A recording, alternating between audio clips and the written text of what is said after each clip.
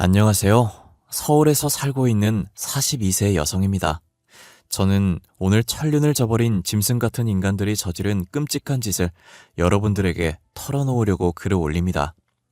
2년 전의 일이지만 그때의 기억이 마치 어제 일처럼 생생하게 기억이 나고 아무리 애를 써도 잊을 수가 없습니다.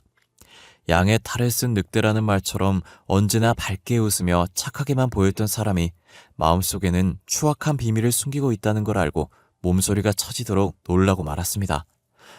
어떻게 사람이 그런 지독하고 끔찍한 생각을 할 수 있는지 도저히 이해를 할 수가 없을 지경이에요. 차마 제 입으로 말하는 것조차 무서워서 숨기고 있었는데 오늘은 가슴속에 품고 있던 끔찍한 기억을 모두 꺼내서 여러분들에게 들려드리려고 마음먹었습니다. 아마 제 이야기를 들으시면 어떻게 이런 일이 가능할지 차라리 지어낸 이야기일 거라고 생각하실지도 모르겠어요. 하지만 여러분들이 믿든 그렇지 않든 제가 겪은 일이라는 걸 먼저 밝히고 사연을 시작하겠습니다. 제가 대학 3학년이 되었을 때였어요. 같은 과에 들어온 신입생이 저를 좋다고 죽자고 쫓아다니는 겁니다. 저는 연하남에게는 관심이나 흥미가 없어서 무시했는데 그는 누나가 아니면 죽어버릴 거라는 협박성 발언까지 하면서 저를 애완견처럼 졸졸 따라다녔습니다. 정경호라는 남학생이었죠. 처음에는 하는 짓이 당돌하고 귀여워서 저러다 말겠지라고 생각했는데 날이 갈수록 정도가 점점 심해졌어요. 술자리에서도 다른 선후배들을 제치고 기어이 제 옆에 앉아서 다른 사람들의 눈살을 찌푸리게 만들었어요. 저와 같이 듣는 교양 과목 시간에도 늘 제 옆에 찰싹 붙어 앉았어요. 제가 떨어져 앉으라고 정색을 하고 말해도 경호는 막무가내였죠. 싫어. 난 누나가 너무 좋고 누나를 사랑한단 말이야. 경호는 다른 학생들이 있는 강의실 안에서 큰 소리로 저를 사랑한다고 말하는 바람에 부끄러워서 얼굴이 화끈 달아오르게 만든 적이 여러 번이었어요. 경호는 저에 대한 집착이 대단해서 제가 가는 곳이라면 화장실만 빼고 어디든지 따라다녔어요.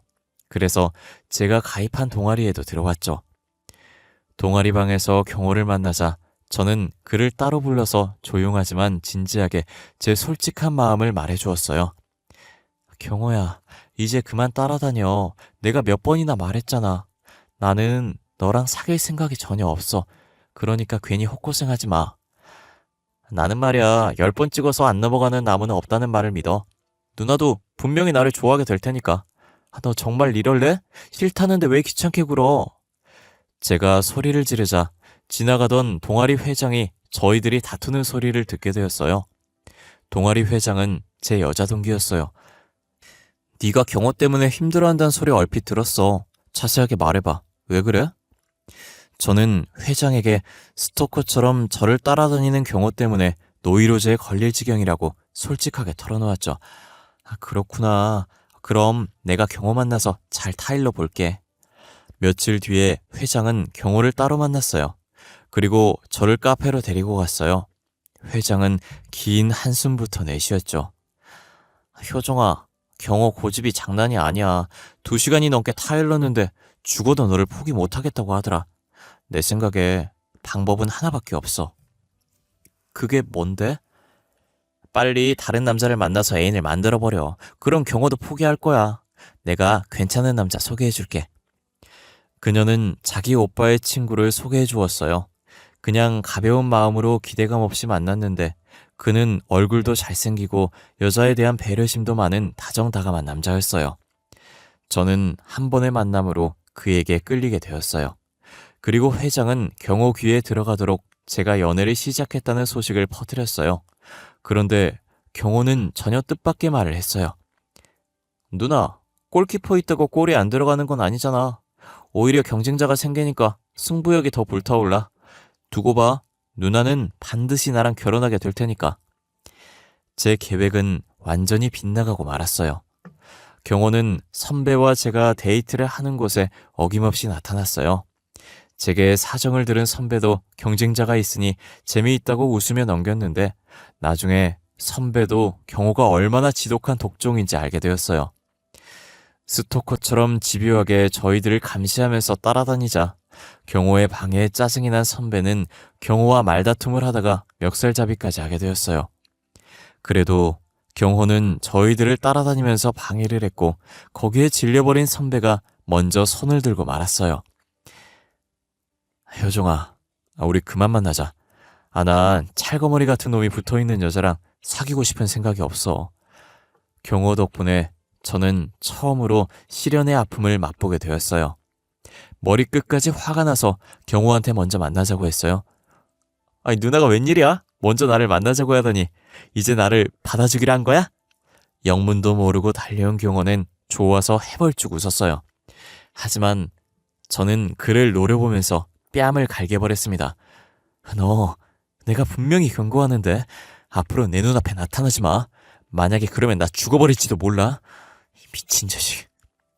기습적으로 뺨을 맞은 경호는 얼굴이 굳어지더니 고개를 숙였어요. 그리고 한동안 학교에도 나오지 않았습니다. 이제 정신을 차리고 저를 포기했다고 생각하고 마음을 탁 놓았는데 그게 아니었어요. 얼마 후에 친구들과 기분 좋은 술자리를 마치고 밤늦게 집에 돌아왔어요.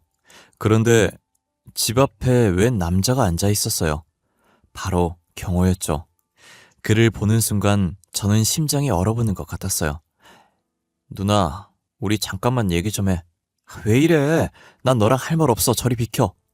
저는 경호를 밀어버리고 다급하게 집 안으로 도망치듯이 들어갔어요. 그때부터 매일같이 집 앞에 진을 치고 저를 기다리는 경호 때문에 저는 집에 들어가지도 못하고 친구 집을 전전하기도 했어요. 그러니 부모님들도 그런 사실을 알게 되셨고 스토커에게 시달린다고 경찰에 신고를 했지만 출동한 경찰들은 그냥 좋아서 따라다니는 것뿐이었고 제게 물리적인 폭력이나 협박을 가하지 않아서 처벌하기가 난감하다면서 그냥 돌아갔어요. 상황이 이 지경이 되자 제 친구 동아리 회장은 이제 그만 경호를 받아주는 게 어떠냐는 말까지 했어요. 효정아, 웬만하면 경호하고 사귀어봐. 애가 귀엽고 착하잖아. 싫어. 난 연하는 죽어도 상종 안 한다고. 내가 넓은 마음으로 너한테 양보할게. 어머, 난 덩치가 있고 듬직한 남자가 좋아. 경호처럼 삐쩍 골아먹은 남자는 딱 질색이야. 사실 경호는 외모가 여자들에게 호감형은 아니었어요. 그날도 경호는 집 앞에서 저를 기다리고 있었어요. 경호야, 너 정말 이럴래? 내일도 찾아오면 학교 그만두고 아무도 모르는 곳으로 이사가 버릴 거야. 나는 너랑 사귈 생각 없다니까? 누나, 나는 누나가 아니면 세상 어떤 여자도 싫어. 누나 정말 사랑해. 한 달만 나랑 사귀자. 그래도 싫으면 더 이상 귀찮게 안 할게. 제발 부탁이야. 그때 건장한 남자가 나타나서 경호의 멱살을 움켜쥐었어요. 이 자식이 어디서 겁도 없이 여자를 희롱하고 있어. 너 오늘 뜨거운 맛 좀 봐. 왜 이러세요? 제 사촌 오빠였어요. 중학교 때부터 유도 선수 생활을 하다가 지금은 실업 유도팀의 코치로 활동하고 있었죠. 얼마 전에 외가로 간 엄마가 날마다 집까지 찾아와서 저를 괴롭히는 정신병자 불량배 같은 놈 때문에 미치겠다고 하소연을 했고 그 말을 들은 사촌 오빠가 자기한테 맡기라고 했답니다. 사촌 오빠는 단단히 벼르고 있었는데 그날 딱 걸렸던 거예요. 경호는 사촌 오빠에게 멱살이 잡혀서 인적이 없는 골목으로 질질 끌려가서 정말 복날 개 맞듯이 맞았어요. 저러다가 사람 하나 잡겠다는 생각이 들어 겁이 난 제가 오빠에게 사정을 하며 말렸지만 경호는 이미 얼굴이 엉망이 되어 있었어요. 너 한 번만 더 효정이한테 찝쩍거리면 정말 이번 생은 마감하고 다음 생을 기약할 각오해. 알았어? 사촌 오빠가 간 다음에 온몸이 만신창이가 되어서 골목에 쓰러져 후늦게 오는 경호를 보니 마음이 짠해졌어요. 저는 경호를 부축해서 일으켰고 근처 공원으로 가서 벤치에 나란히 앉았습니다. 너 내가 그렇게 좋아? 난 누나를 처음 봤을 때부터 다른 여자는 전혀 눈에 들어오지 않았어. 정말이야, 누나만 보인다고. 그런데 왜 내 마음을 몰라주는 거야? 왜? 그의 눈물을 보는 순간 제가 뭐 대단한 여자라고 순진하고 착한 남자 가슴에 못을 박겠는가라는 생각이 들었어요. 좋아. 네 말대로 딱 한 달만 우리 진지하게 사귀어보자. 정말이야? 그래, 오늘부터 1일이야.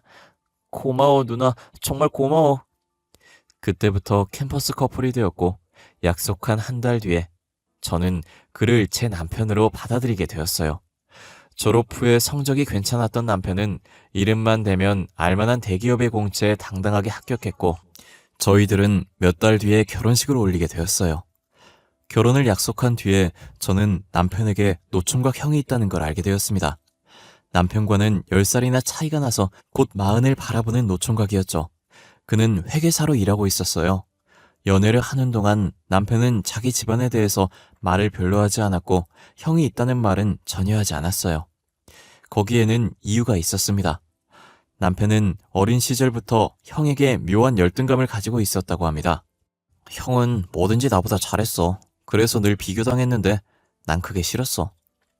키도 작고 약골인 남편과는 정반대로 키도 제법 컸고 수년간 헬스클럽을 다니면서 몸 관리를 해서 탄탄한 근육질에 균형 잡힌 체격이었어요. 게다가 회계사라는 1등 직업까지 갖추고 있었으니 어디에 내놔도 여자들이 군침을 흘리면서 줄을 설 정도로 남편감으로는 최고로 꼽을 조건을 두루 갖춘 남자였어요. 그런데 아직 변변한 연애 한 번 하지 못하고 미혼으로 남아있다는 게 이해가 되지 않았죠. 한 번은 제가 조심스럽게 결혼을 못한 이유를 물어보았는데 그는 못한 게 아니라 안 하고 있는 거라고 했어요. 여자에 별로 흥미도 없고 회계사 일에 너무 바빠서 연애를 하는 걸로 시간을 낭비하고 싶진 않아요. 아주버님은 정말 일에만 파묻혀서 사는 성실한 남자였어요. 남편에게 들으니 아주버님은 학창시절부터 유별난 데가 있었다고 했습니다. 나도 공부를 싫어하는 편은 아니었는데 형은 정말 집착에 가까울 정도로 공부에 빠져 있었어. 어떤 때는 뭐에 홀린 사람처럼 집중해서 책을 본다니까. 미친 책벌레라는 별명에 걸맞게 공부하는 것 외에는 다른 곳에 눈을 돌리지 않았다고 해요. 시어머니는 아주버님이 전교에서도 1, 2등을 다툴 정도였으니 명문대학의 법대를 보내서 판검사를 만들 생각을 하셨지만 아주버님은 회계사로 진로를 정해버렸다고 했어요. 경민아, 회계사도 좋지만 네 실력이면 충분히 판검사가 가능하잖아? 그러니 다시 한번 생각해봐. 엄마, 판검사는 따분하고 지루해서 내 적성에 안 맞아. 앞으로 어떤 직업을 택할지는 나한테 맡겨줬으면 해. 그래, 알았다. 네 뜻대로 해라. 시어머니는 내심 아쉬웠지만 워낙 야무지고 총명한 큰아들이라 두말하지 않았다고 해요. 아주버님은 대학을 졸업하기도 전에 회계사 자격증을 땄고 졸업하자마자 선배의 사무실에서 일하다가 몇 년 전에 독립했다고 하네요. 들리는 말로 그 바닥에서는 최고의 실력을 인정받아서 큰 기업들을 고정 고객으로 확보하고 있다고 했어요. 저는 아직 미혼인 아주버님이 부담스러워서 행동이 조심스러웠는데 아주버님은 제게 아주 살갑게 대해주었어요. 항상 깍듯하게 존댓말을 하면서 예의와 품격이 있게 저를 대해주셨죠. 시댁 식구들은 시어머니를 포함해서 누구 하나 아주버님에게 왜 아직 결혼을 하지 않냐고 재촉하는 사람이 없었어요. 집신도 짝이 있다는데 좀 늦으면 어떠냐. 때가 되면 좋은 배필을 만나서 가정을 꾸리게 되겠지. 시어머니는 전혀 조바심을 내지 않고 느긋하셨어요. 그리고 제가 아들을 낳자 손자 재롱에 푹 빠져서 아주버님의 혼사는 시댁의 관심사에서 멀어져 갔어요. 그렇게 1년이 더 지나서 아주버님이 미혼을 넘긴 다음에 시어머니의 말처럼 아주버님에게 여자가 생겼습니다. 큰 의류 매장을 운영하고 있는 여성이었는데 세금 문제로 아주버님을 찾아와서 상담을 하고 결산과 회계 처리를 봐주느라 자주 만나면서 정이 들었다고 했어요. 둘은 6개월의 연애 끝에 결혼을 약속하게 되었고 예비 동서가 시댁을 찾아왔어요. 동서는 저보다 3살 연상이었어요. 처음에는 어색해서 서로 존댓말을 했는데 결혼과 혼수 준비를 하면서 자주 만나게 되었습니다. 예단을 보러 시어머니와 함께 여러 군데 발품을 팔다가 잠깐 쉬려고 카페에 들렀을 때 동서는 저한테 이제 편하게 지내자고 말했어요. 앞으로 형님이라고 부르지 말고 언니라고 불러. 나도 이제부터 말 놓을게. 시어머니도 웃으면서 고개를 끄덕이셨어요. 그래, 이제 한 식구인데 언니 동생 하면서 친자매처럼 지내거라. 그래서 제게 새로운 언니가 생기게 되었죠. 서로 친해지면서 동서가 어떻게 자랐는지 듣게 되었어요. 동서는 어렸을 때 친엄마가 일찍 세상을 떠났고 할아버지 밑에서 학창 시절을 보내면서 자라게 되었다고 해요. 동서 아버지는 몇 번이나 재혼을 할 기회가 있었지만 딸 하나만 바라보면서 혼자 살았다고 합니다. 그런데 몇 년 전에 낯선 여자를 집으로 데리고 온 아버지가 재혼을 하겠다고 했답니다. 아이 소중아, 네 엄마가 될 뿐이다. 인사드려라. 동서는 처음부터 새엄마가 마음에 들지 않았다고 해요. 소중아, 앞으로는 나를 친엄마처럼 생각하고 지내자. 됐어요. 당신이 우리 아버지가 가진 돈 보고 재혼 결심한 거 다 알아요. 뭐? 당신? 너도 성인이라서 어른 대접을 해주려고 했는데 어디서 배워먹은 버릇이야? 동서의 아버지는 적지 않은 재산을 가지고 있었고 새엄마는 그 돈을 노리고 있는 게 분명하다고 했어요. 내가 그 여자 뒷조사를 해보니까 확실했어. 전 남편하고 이혼한 것도 돈 문제 때문이었거든. 새엄마는 전 남편이 가진 재산을 몰래 처분하려다가 들켜서 이혼을 당한 전력이 있었다고 해요. 동서는 아버지에게 조심하라고 말했지만 아버지는 그 말을 귀담아 듣지 않았다고 합니다. 동서의 아버지가 워낙 새엄마에게 빠져 있으니 동서도 재혼을 반대할 수만 없었어요. 그런데 재혼 후에 씀씀이가 해픈 새엄마와 동서는 사사건건 의견 충돌을 일으켰다고 합니다. 당신 아버지 카드로 300만 원이나 긁었던데 무슨 짓을 한 거예요? 백화점에서 쇼핑 좀 했어. 매일 집에서 노는 주제 쇼핑으로 몇백만 원이나 쓰고 다녀요? 당장 카드 내놔요. 뭐? 웃기고 있네. 네가 뭔데 나한테 이래라 저래라는 거야? 동서는 새엄마의 지갑에서 카드를 꺼내서 잘라버렸다고 해요. 아니, 이게 뭐 하는 짓이야? 화가 난 새엄마는 발악적으로 소리를 지르면서 동서의 뺨을 때렸고 동서도 지지 않고 맞섰다고 합니다. 새엄마는 아주 젊어서 동서와 나이 차이가 많이 나지 않아서 서로 만나기만 하면 앙숙처럼 싸우게 되었다고 했어요. 그러다 동서가 결혼을 한 뒤로는 새엄마와는 연락조차 하지 않고 지낸다고 했어요. 새엄마에게는 거칠고 반항적이었지만 제게 동서는 세상에서 둘도 없는 착한 천사 같은 언니였어요. 제게 상전 노릇을 하지 않고 친언니처럼 살갑게 저를 챙겨줘서 저희들은 친자매처럼 지내게 되었어요. 주말이나 연휴가 끼어서 매장에 손님이 많은 날이면 저는 아들을 시어머니에게 맡기고 어김없이 동서의 매장으로 나가서 알바를 뛰었어요. 일이 끝나면 동서는 어김없이 제게 일당을 챙겨주었어요. 어머 언니, 돈 받으려고 일한 거 아니야. 나도 알아. 그렇지만 아무리 가족이라도 계산은 분명하게 해야지. 특별히 두둑하게 넣었어. 동서는 언제나 저를 여동생처럼 먼저 챙겨주었어요. 명절이 되어서 친척들이 모일 때면 동서는 항상 저보다 먼저 시댁에 와서 모든 준비를 해두곤 했어요. 언니도 참, 내가 한 발 늦었네. 왜 힘들게 혼자 일을 다 해요. 내가 근처에 살잖아. 가까운 사람이 먼저 와서 준비해야지. 동서는 무엇 하나 손 아래인 제게 일을 떠넘기거나 부리려고 하는 법이 없었습니다. 늘 힘든 일은 자기가 도맡아서 했죠. 외동딸인 저는 형제 없이 외롭게 자라서 언니 같은 동서에게 더 정이 많이 갔어요. 저는 동서에게 모든 걸 의지하면서 친언니처럼 기대게 되었어요. 얼마 후에 동서의 아버지가 갑자기 세상을 떠나고 말았어요. 2년 전에 대장암 판정을 받고 수술을 받았지만 다시 재발해서 다른 장기로 전이가 일어났다고 했어요. 항암 치료를 계속했지만 나아지지 않다가 결국 세상을 떠나신 거죠. 저는 갑자기 큰일을 당한 동서의 슬픔을 위로해주면서 장례에 관한 모든 준비를 도왔어요. 그리고 장례식장에서 동서의 새엄마와 첫 대면을 하게 되었습니다. 여러 차례 성형의 흔적이 보이는 얼굴과 짙은 화장, 그리고 뱀처럼 매섭고 얼음처럼 싸늘한 느낌이 드는 눈매에서 저는 그녀가 예사로운 여자가 아니란 느낌을 받았어요. 제 눈에도 동서가 말한 대로 돈이라면 환장을 하고 달려들 여자로 보였으니까요. 장례를 마치고 동서는 제가 도와준 덕분에 무사히 장례를 마칠 수 있었다고 고마워했어요. 효정아, 고마워. 네 덕분에 아버지를 무사히 보내드릴 수 있었어. 아니에요. 언니가 제게 해준 거에 비하면 아무것도 아니죠. 이제 마음을 다잡고 웃으며 살아요. 그래, 이제 나한테는 너밖에 없어. 동서는 밝게 웃으면서 제 손을 꼭 잡았습니다. 그런데 보름이 지난 어느 날 동서가 흔적도 없이 사라져 버렸어요. 아주버님은 매장을 마치고 집으로 오는 중이라는 전화를 마지막으로 연락이 끊어졌다고 했어요.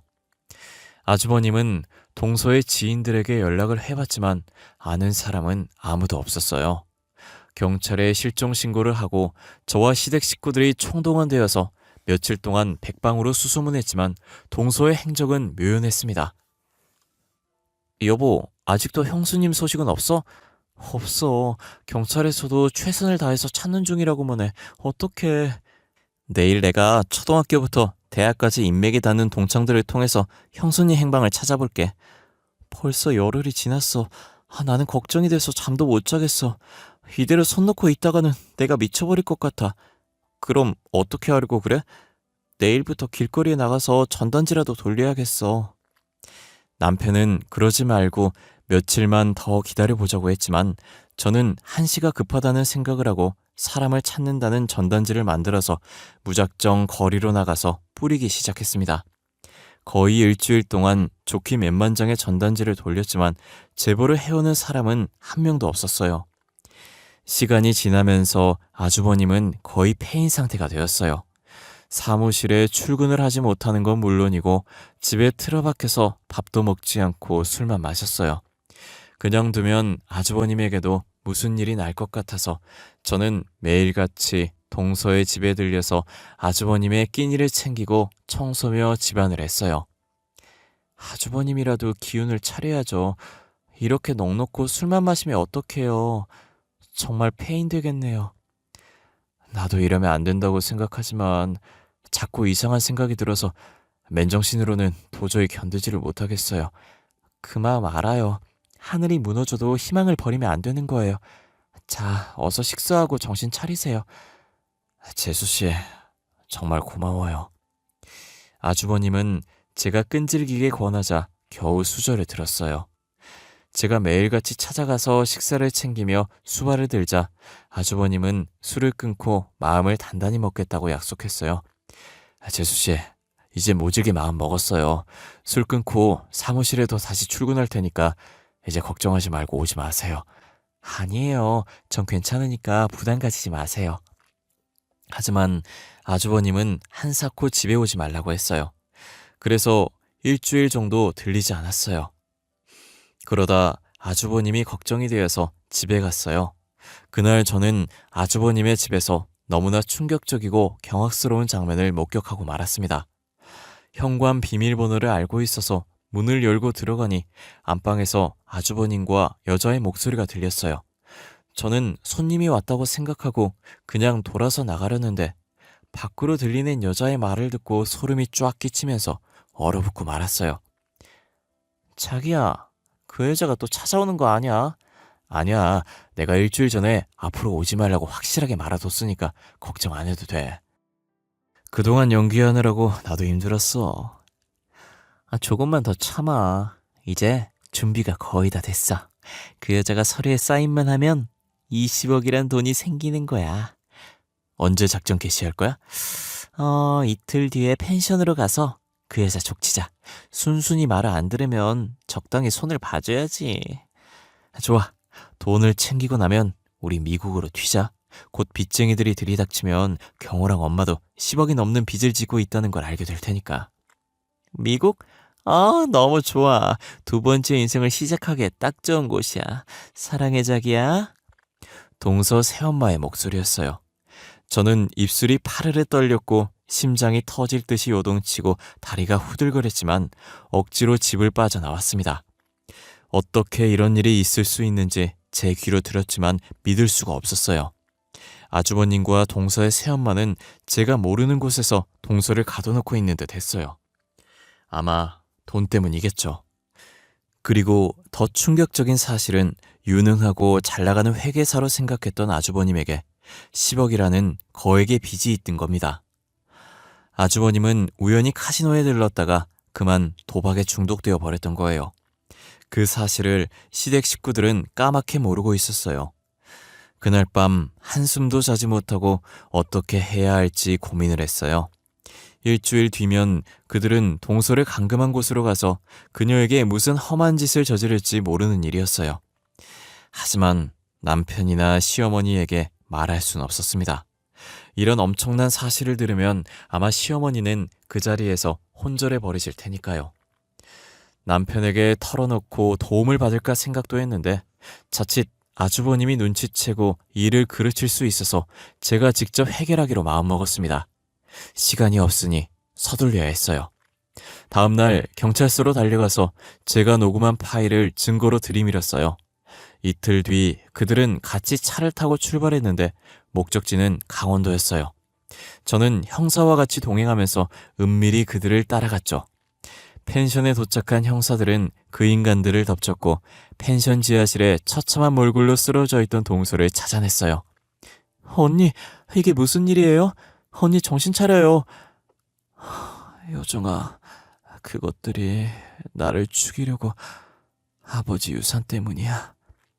동서는 보름이 넘게 갇혀 있어서 탈진해서 거의 정신이 나가 있었어요. 동서는 구급차에 실려서 병원으로 갔고 형사들은 인간 쓰레기 같은 짓을 저지른 그것들의 손에 수갑을 채웠습니다. 특수감금과 공갈협박 혐의라고 했어요. 그것들은 동서가 물려받은 유산을 노리고 작당을 해서 강원도 펜션으로 여행을 가자고 꼬드겨서 지하실에 동서를 가둬버린 것이었어요. 동서의 아버지는 재혼 후에 계모가 자기 재산을 눈독을 들이고 있다는 걸 알아차리고 암이 재발해서 시한부 판정을 받자 새엄마 몰래 변호사를 통해서 전 재산을 동서에게 상속한다는 유언장을 작성했다고 합니다.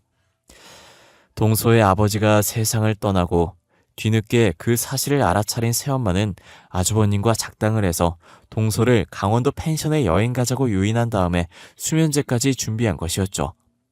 여기서 더 기가 막힌 건 동서와 결혼을 하기 전부터 동서의 새엄마와 아주버님이 내연관계였다는 겁니다. 둘이 알고 지내게 된 계기는 아주버님 대학 후배의 누나가 바로 새엄마였다고 하네요.